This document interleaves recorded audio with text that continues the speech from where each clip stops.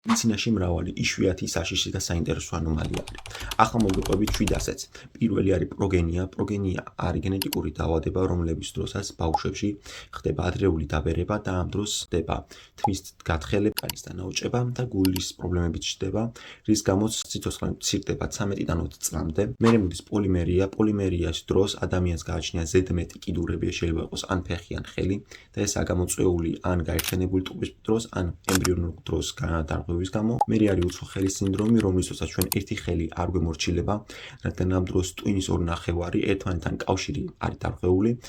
მერე მოდის სტოუნმენის სინდრომი, ანუ ქვისკაცის სინდრომი, როდესაც ხტილი და კუნთები გარდაიქმნებიან ცვლად.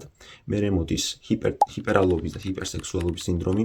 ეს არის როდესაც ადამიანი ქცევის და ემოციის უნარს კარგავს და ხშირი არის ამ დროს ესე იგი ჭამა და ასევე ჰიპერსექსუალური ეპიზოდები. მერე მოდის ფატალური უძილობა, ანუ ინსომნია.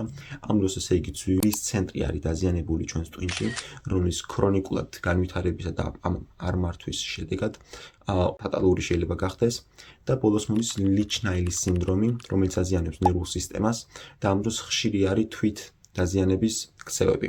ანუ ამ დროს ხშირი არის თითის კბენა, ტუჩის ჭამა და ასე